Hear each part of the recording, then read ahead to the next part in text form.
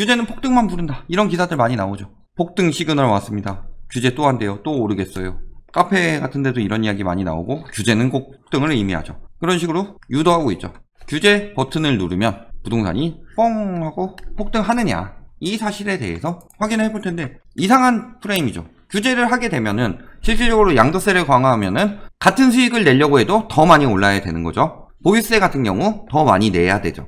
수익률 자체가 떨어지는데 부동산 가격이 왜 폭등하느냐, 이거에 대해서 정확하게 이야기하는 사람이 없죠. 부동산의 모 교수, 어느 곳도 지금 정부처럼 규제하는 나라 없다. 어느 곳도 전처럼 마구 풀어주던 정부가 없었기 때문이죠.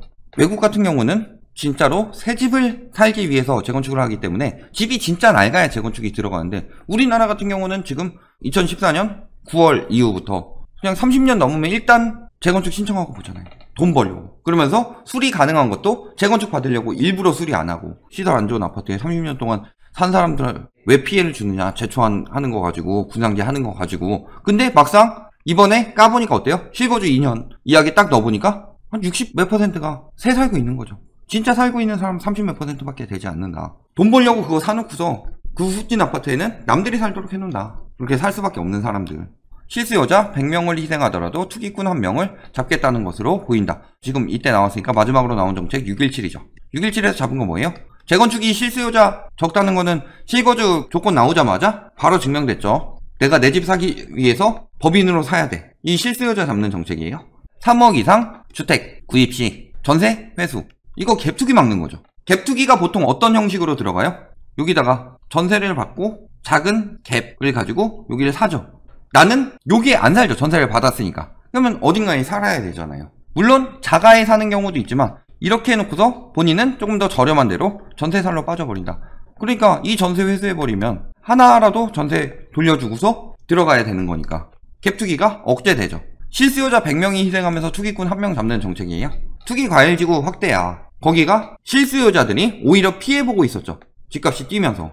그러니까 확대한 거고, 내놓자마자 땜질했는데 2주 정도 검토해서 발표하면 되는 것 아니었냐. 저런 전문가란 작자들이 맨날 저기 오른다 지금 대책 빨리 내야 된다, 지금 빨리 반응해서 내야 된다, 오르고 다 오르고 나서 내면 뭐하냐, 맨날 그런 식으로 이야기하면서 빨리 내서 생긴 부작용에 대해서 더 검토해서 발표하면 되는 거 아니냐, 이런 식으로 이야기하고 있죠. 그리고 늘 이야기하는 거, 학술적 정의는 없고 내가 하면 투자고 남이 하면 투기다. 투자와 투기에 대해서 정확히 이야기했죠. 시대 차익을 노리는 아파트 시장 같은 경우는 투기다. 내가 해도 투기고 남이 해도 투기예요. 학술적 정의는 단기간이랑 뭐 장기간을 가지고 뭐 비교를 하는 데도 있고 정확한 정의는 없어요. 하지만 제가 생각하는 투자는 그 자금이 시장에 긍정적으로 흘러 들어가서 시장 발전에 기여를 하는 것이 투자이고, 시장 발전에 기여도는 하나도 없이 다른 사람이 손해를 보게 만들면서 내가 돈을 버는 것. 물론 이사 갈 때 집값이 올랐어요. 갈아타기 같은 경우는 100% 투기라고 가정할 수는 없겠죠. 올랐는데 그거 다 회수해버리면은 내가 다음 집 갈 때 다른 데도 올랐으니까. 그러니까 그런 부분은 둘째 치더라도 갭투기 같은 경우는 누가 봐도 투기죠. 저 사람들은 투자라고 이야기하고 있는데 본인이야말로 남이 해도 투자고 내가 해도 투자라고 하고 있는 거잖아요. 지금 대책이 없는 정부가 제일 낫다 그러면서 가장 안정시킨 대통령이 노 대통령이다. 노태우. 근데 200만원 건설 어디다 했어요? 1기 신도시에 했죠. 그러면 3기 신도시 정책에 대해서는 긍정적으로 이야기를 해줘야 되는 거죠. 뭐 이런 것도 유례가 없다라고 하는데, 과연 노태우 정부 때 규제가 없었냐. 노태우 정부 때 한 정책 보면은 택지 소유 상한제, 개발이익 환수제, 토지 초과 이득세 등 토지 공개념 3법 도입했다. 부동산 교수라고 하시는 분이 규제가 있는 걸 왜 몰라요? 이거 지금보다 훨씬 세거든요. 당시에 택지 소유 상한제, 한 사람이 200평 이상 가질 수가 없어요. 지금은 뭐 세금 많이 내면은 많이 가질 수는 있는 정책이죠.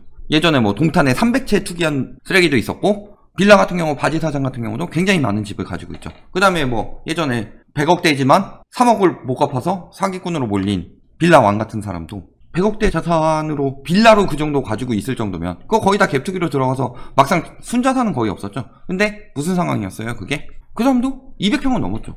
지금보다 규제 훨씬 더 강해요 이때가. 뭐 물론 지금 와서 더 개발된 규제들도 있지만 이것만큼 강한 게 어딨어요. 택지 소유 상한제.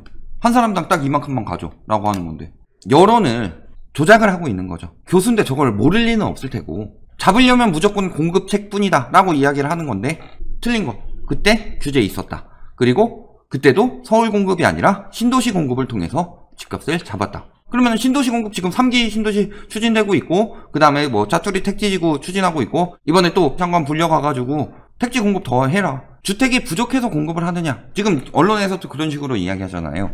주택 안 부족하대 놓고서 왜 지금 공급하냐. 아니 니들이 자꾸 공급하라고 그래. 집값 안정시키려면 공급하라며. 그래가지고 일단은 안정시키기 위해서 공급을 하는 거죠. 사실은 길게 보면은 공급할 필요 없어요. 한 5년 10년 정도만 보면은 공급할 필요가 없어요. 다주택 매물 나오면 되는 거고 인구는 줄어들고 있으니까. 그런데 많은 기레기들이 이야기하는 거죠. 공급해야지 집값 잡는다. 계속 이런 식으로 이야기를 하니까 공급 안 하면 집값이 오른다. 이런 심리들이 생기게 되면서 누가 낚여요? 잘 모르는 20, 30대들. 이번에 30대들이 가장 많이 올랐죠. 주택담보대출 비율 보면. 그들이 더 피해에 빠지게 되니까 아예 공급까지 같이 가는 거죠. 더 빨리 잡기 위해서. 더 빨리 잡기 위해서 공급하는 거를 아니 공급 부족하지 않다고 정부에서 거짓말했다. 공급 부족을 인정하는 것이다. 이런 식으로 이야기를 하고 있다. 시장에 맡기라고 하죠. 애덤 스미스 보이지 않는 손에 맡겨라. 그런데 선진국 어느 나라도 부동산에 대해서 규제 하나도 없이 시장에 맡기진 않아요. 독일 같은 경우 월세가 무한 연장 가능해요. 살고 싶으면. 이거 집주인의 권리 보장 안 하는 거예요. 전월세 무한 연장법. 이거 가지고 말 많죠? 집주인이 내 집에 대해서 권리 행사 못한다. 그런데 외국도 마찬가지예요. 이것도. 단지 우리나라 같은 경우는 전세를 들어가게 되면은 나는 집주인한테 내는 돈이 없는데 집주인은 매년마다 보유세 내야 되고 들어가 있으면은 그 집은 팔리지도 않고 그러니까 산 사람이 개손해다 라고 하게 되니까 월세라면은 그래도 월세라도 받으니까 그렇지만 전세는 안 그렇죠. 그러니까 지금 얘기가 많이 나오는 건데 실질적으로 보이지 않는 손에 맡겨라 라고 하던 애덤 스미스조차도 토지를 가지고 수익을 올리는 것은 사회의 기생충이라고 그랬어요. 어떤 상황이 있었어요? 시장에 냅두니까? 영상 올렸었죠? 많은 사람들 파산으로 몰아넣은 튤립 버블이죠. 소 팔아가지고 튤립 사든 게 튤립 버블이었죠. 그 다음에 또 개입 안 하고 있다가 망한 거 닷컴 버블, 코스닥, 나스닥 작살났었죠. 예전에 세계 경제대공황 미국발로 시작된 기업가에게 너무 많은 권리를 부여하다 보니까 노동자들은 최저 생계비만도 못한 돈을 받고 있었고 그러니까 살려고 어쩔 수 없이 재테크를 해야 되는 거고 주식을 산 거고 그러다 보니까 주식시장에 비정상적인 과열 현상이 몰리면서 한꺼번에 버블 터졌었죠. 이것도 어떻게 잡혔어요? 현재 수정자본주의의 기본이 되는 여러가지 복지 정책을 통해서 시민들의 기본적인 삶을 보장하면서 다시 살아난 거죠. 그때 떨어지고 나서 그 침체를 막을 수가 없었죠. 지금도 그런 걸 하고 있는 거다. 지금도. 의미 없다고 하는데 파리대책 때 쭉 올랐었죠. 똘똘한 새. 언론들이 이제를 하고 있다. 똘똘한 한두 채에 집중. 임대사업자 등록 보려. 난 너만 보여. 입지 좋은 똘똘한 새. 이때 임대사업자에 대해서 혜택 많다고 난리치던 언론 없죠. 똘똘한 한 채로 몰아붙이면서 올렸다 가격. 그 다음에 9.13 대책 이후 어땠어요? 효과 없었나요? 효과 있었는데 기사들 뭐라 그래요? 공급 확대 없이는 약발 안 먹힌다. 먹혔죠. 그리고 나서 이때부터 거래 늘어난 바닥 따졌나. 맨날 바닥. 정확히 말하면은 강남은 5월부터 오르기 시작하니까 8월에 대책 나왔죠. 분양가 상한제 시행하겠다고. 그러니까 뭐라 그래요? 후폭풍, 공급 부족. 공급 부족 이때부터 난리치기 시작했죠. 공급 안 부족했죠. 오히려 가팔라지니까 이에 속은 사람들이 누구냐? 가장 많이 속은 사람들이 30대 영끌 수요들이죠. 공급 부족으로 인해서 집값이 오를 거다. 그러니까 12, 16 대책으로 막으니까 뭐라 그래요? 반시장 대책 효과 없다. 3일 지났는데. 그리고 수도권으로 확대된다 하면서 유도하고 있죠. 수도권에 확대될 상황 아니었죠. 기자들이 계속 이렇게 유도를 하니까 속아서 사는 사람들, 그러면 그 전에 미리 가지고 있던 투기꾼들은 안 팔려서 걱정이었는데 기자들이 이렇게 해주니까 다행히 집값 띄워가지고 팔고 나올 수가 있다. 그래서 지금 또 떨어지다가 또 보유세 내고 나니까 기자들이 프레임 잡죠. 다시 오른다고. 그러니까 지금 뭐라 그래요? 6.17 대책 나왔다. 특히 강력하게 들어간 거 재건축, 법인, 갭투기 이렇게 3개 들어갔죠. 근데 뭐라 그래요? 절망하는 3040 내 집 마련의 꿈. 언제부터 3040 생각해 주셨다고. 비웃듯 칠수여자들. 기자가 쓰레기죠 저건. 언제부터 3040 생각해주고. 그랬다면은 규제로 인해서 똘똘한 채를 유도할 게 아니라 앞으로 더욱 강화될 규제, 집으로 투기하지 말자 뭐 이런 식으로 유도를 했어야 되는데 반대로 유도하고 있죠. 그래갖고 이제 와서 실수여자를 생각한 척하고 있다. 특히 3040. 3040은 기레기 니들 때문에 망한 거죠. 왜 근데 계속 이런 식으로 규제책은 무조건 반대된다. 그래도 불구하고 집값은 오른다. 운석이 떨어져도 집값이 오르고 북한이 쳐들어오면은 건물 많이 파괴돼서 멸실 늘어나니까 집값은 오른다. 뭐 이런 식으로 계속 유도를 할 거잖아요. 왜 언론들이 저 따위로 변했냐. 이것 때문이죠. 물론 이거는 과거 자료예요. 2015년 자료인데 가장 많이 오는 거 광고 수입. 그리고 본인들도 부동산 자산이 굉장히 많다. 언론들 특히 언론 3사 여기 굉장히 많다. 그러니까 한쪽 정당에 대해서 굉장히 많은 편을 들어주고 부동산 가격에 대해서는 무조건 오르도록 유도를 한다. 결론. 규제 안 해야 떨어진다? 대표적인 주자로 말하는 사람이 노태우였죠. 공급뿐만이 아니라 규제가 굉장히 강력했다. 그리고 신도시 정책 추진했죠. 똑같이 가고 있어요. 근데 단지 이때는 거의 규제를 처음 맞다 보니까 규제 내성이 없으니까 그랬던 거고, 지금은 내성이 있고 자꾸 또 젊은 사람들이 언론 접하기는 더 쉬워졌는데 그 언론들이 이야기하는 거는 반정부 프레임 잡는 거죠. 이때는 반정부 프레임 안 잡았죠. 두 번째, 규제가 폭등 부른다. 무릎에 상처가 났어요. 가만히 냅두면 안 아프지만 균이 들어갈 수도 있죠. 안 좋아지고 있는 상황이죠. 여기에 소독약을 붓는다. 가만히 냅두면 안 아픈데 왜 소독약 부어가지고 아프게 만들어? 누가 일어나요?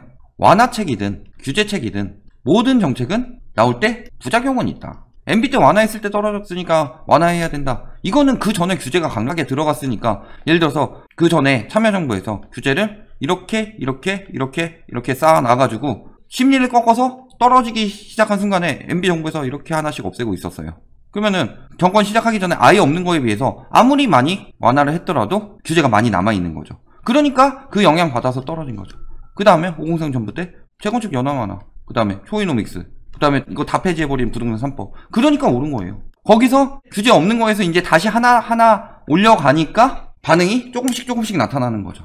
그렇다고 한꺼번에 확 올려버리면 경제에 무너질 수도 있는데, 이거 일시적인 부작용이다. 결국에는 규제를 해야만 집값을 잡을 수가 있다. 특히 이번에 6.17 대책 나오고 나서 기자들이 더 날뛰기 시작했는가, 언론들이 더욱 그런 프레임을 잡기 시작했는가를 잘 생각해보면은 진짜 떨어질 것 같으니까 쫄려서 그런다 라고 생각하는 게 더 맞는 판단이겠죠.